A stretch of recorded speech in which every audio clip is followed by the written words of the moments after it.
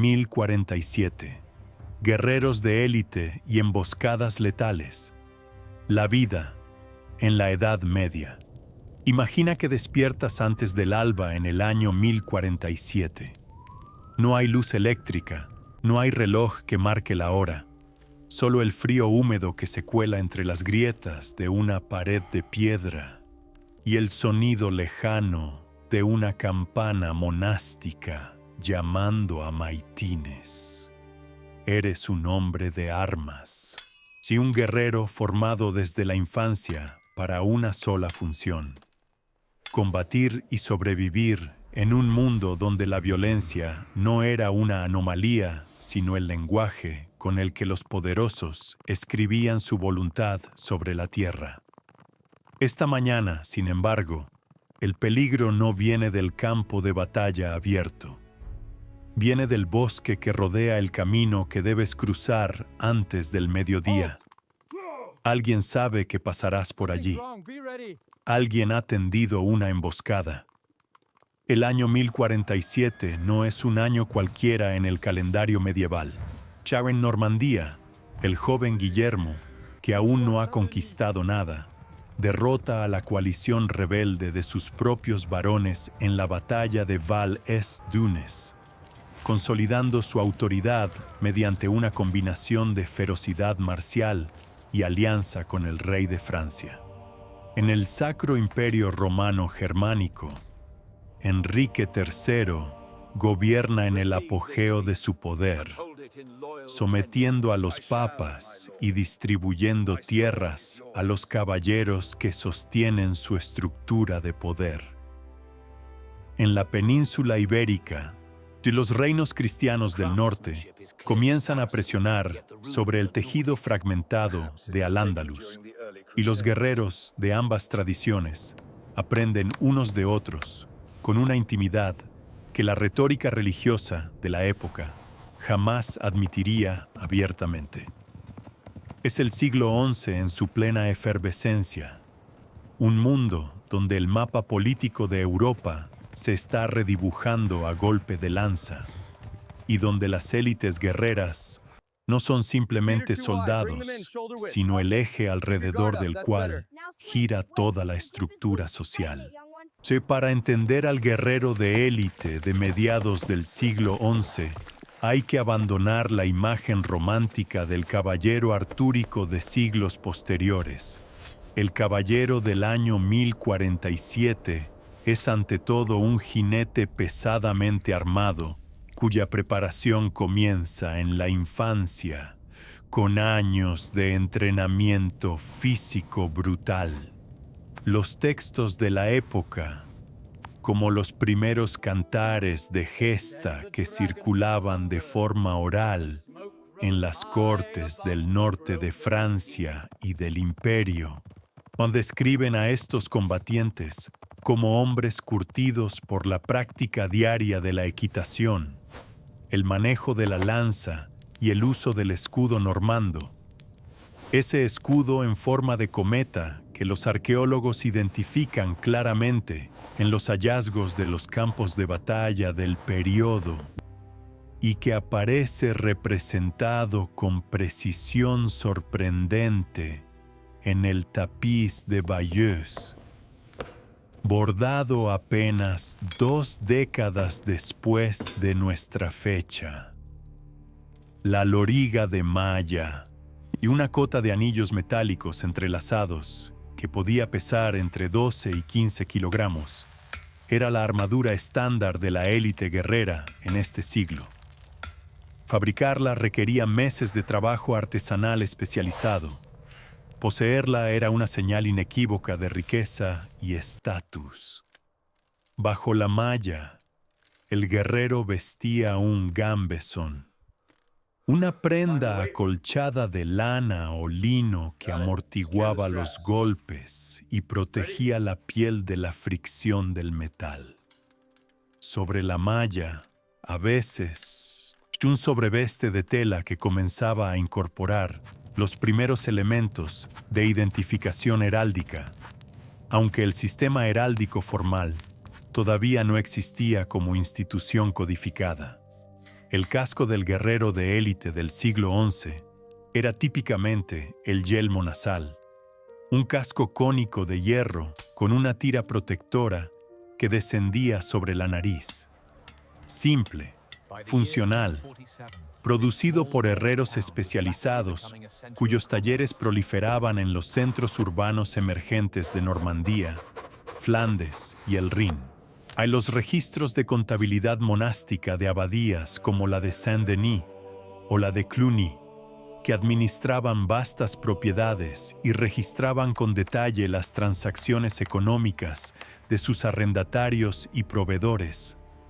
Revelan los precios de estos equipos militares. Una loriga completa podía costar el equivalente a varios bueyes de labranza, es decir, la riqueza acumulada durante años por una familia campesina. Si esta realidad económica define todo el sistema feudal, el guerrero de élite necesita tierras y sus rentas para costear su equipo, y a cambio ofrece al señor su capacidad de violencia organizada.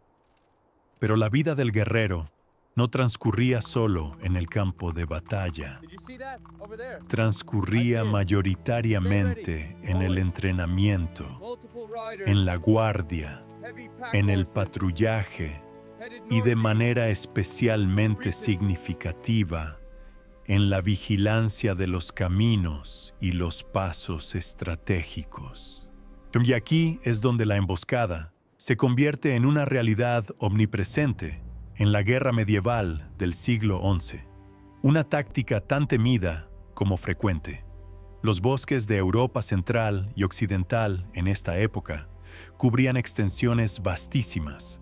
El bosque de Ardenas, los espesos encinares de Castilla, las selvas germánicas que inspiraban terror en las crónicas romanas y que seguían siendo, en el siglo XI, espacios donde el control señorial se diluía y donde los hombres podían desaparecer sin dejar rastro. O los caminos medievales no eran las carreteras romanas, muchas de las cuales habían caído en el abandono o la ruina. Eran sendas estrechas que serpenteaban entre la vegetación, con visibilidad limitada, puntos de cruce en ríos y desfiladeros que cualquier explorador experimentado reconocía inmediatamente como lugares ideales para tender una celada. Las crónicas del período, incluyendo los relatos que el monje y cronista Rodolfo el Glabro escribió apenas una generación antes sobre las turbulencias del año 1000 y sus décadas siguientes, están plagadas de referencias a guerreros capturados o muertos en emboscadas. No era considerado un método deshonroso, al menos no en la práctica real, aunque la poesía caballeresca posterior intentaría construir una narrativa de combate noble y cara a cara. En la realidad del siglo XI, el señor que tenía información sobre los movimientos del enemigo y la usaba para preparar una celada era simplemente un comandante inteligente. La inteligencia militar se obtenía a través de una red de siervos, campesinos, viajeros, comerciantes y espías ocasionales que circulaban por los territorios en disputa. Y un villano que labraba los campos cerca de un camino principal observaba los movimientos de tropas con la misma atención angustiada con la que miraba las nubes de tormenta. Ambos podían significar desastre para él y los suyos. La preparación de una emboscada en el contexto militar del siglo XI requería varios elementos que los tratados militares de la época, o algunos de ellos derivados de la tradición romana a través de Vegecio, cuyo Epitoma Rei Militaris seguía siendo leído y copiado en los scriptoria monásticos, describían con precisión notable. Primero, el reconocimiento del terreno.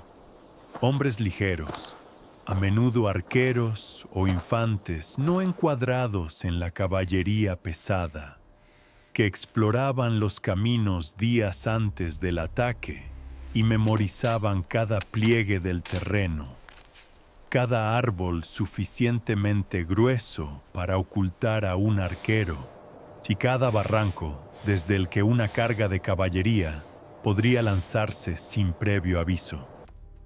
Segundo, la disciplina del silencio. Mantener a decenas o centenares de hombres en posición durante horas, sin que los caballos relincharan, sin que el metal de las armaduras tintineara en el momento equivocado. Era un desafío logístico y humano de primera magnitud. Los relatos arqueológicos de los campos de batalla medievales, aunque los del siglo XI son notoriamente escasos, dada la falta de grandes batallas campales en relación con siglos posteriores, revelan a través del análisis del suelo y los depósitos de proyectiles la posición inicial de las distintas unidades y confirman lo que las crónicas sugieren, que las fuerzas eran a menudo dispersadas en varias posiciones antes de converger sobre el objetivo. El hombre que marchaba por ese camino en 1047 sabía todo esto.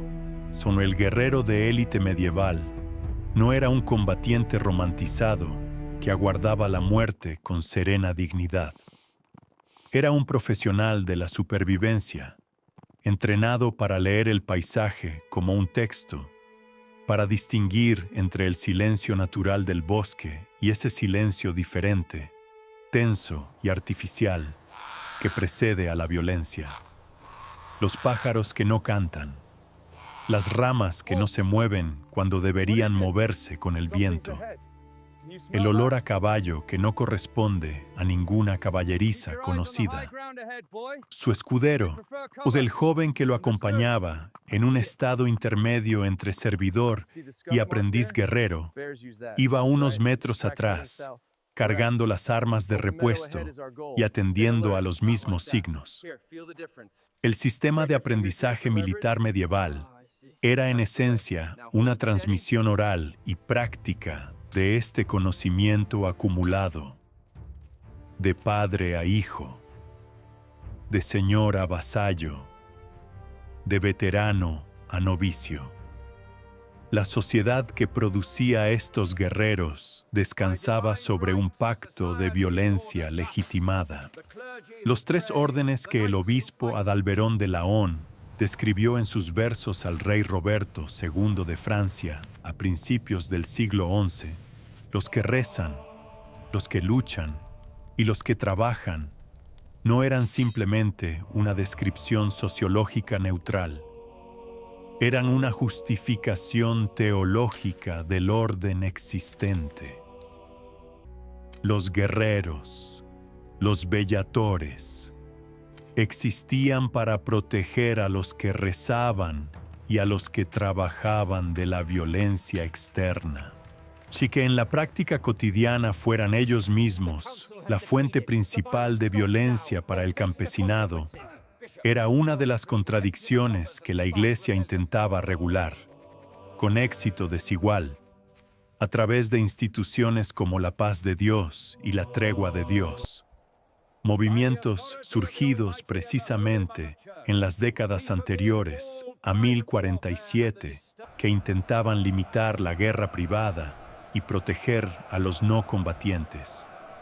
Los concilios locales, donde los obispos proclamaban estas treguas, eran eventos masivos, con multitudes de campesinos acudiendo a tocar las reliquias de los santos y jurar ante ellas que respetarían los límites impuestos al conflicto. La fe y la violencia no eran opuestos en la mentalidad medieval.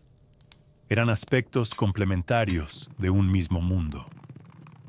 El campesino que observaba desde los lindes de su campo El paso de una columna armada en 1047 no solo veía guerreros, veía el sistema entero que lo aprisionaba y ocasionalmente lo protegía. Si veía a los hombres a caballo, cuyas exigencias de grano, forraje y trabajo gratuito estructuraban el ritmo de su año agrícola tan inexorablemente como las estaciones. Los registros señoriales supervivientes, como los polípticos carolingios, que aunque más antiguos, describen estructuras que en esencia persistían en el siglo XI, detallan con frialdad contable las obligaciones exactas. Tantos días de trabajo en los campos del Señor, tanta cantidad de grano entregada en la cosecha, no tantas gallinas en Navidad, tanta madera cortada en el bosque señorial.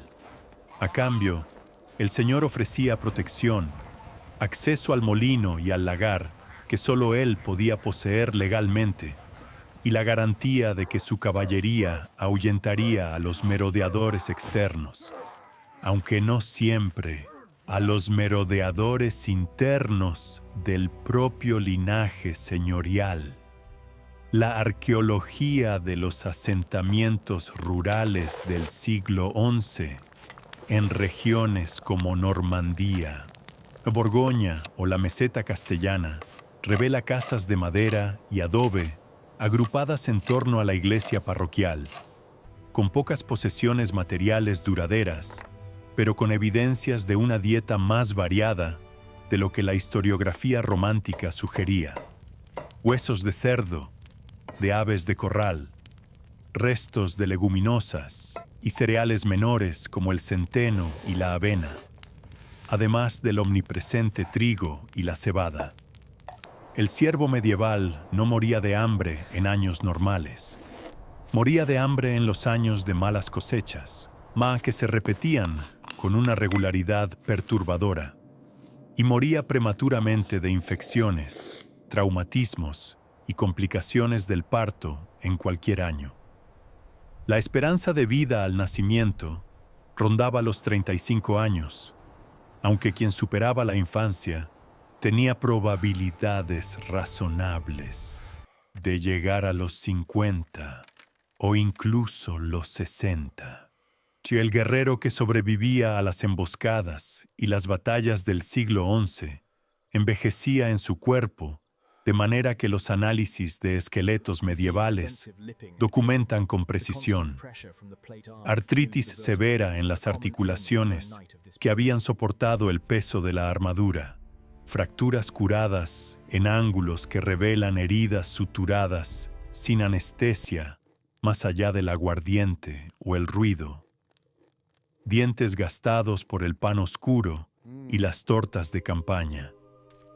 Su esperanza de vida tampoco era muy superior a la del campesino, aunque sus probabilidades de acceder a cuidados médicos, elementales, pero existentes en la forma de los conocimientos herbarios de los monasterios o de los médicos formados en la tradición galénica, eran algo mayores. La teoría de los 4 humores que gobernaba la medicina de la época explicaba las heridas de guerra en términos de desequilibrios entre la sangre, la bilis amarilla, la bilis negra y la flema, y prescribía sangrías y cataplasmas de plantas específicas, cuya efectividad variaba entre lo moderadamente útil y lo directamente contraproducente.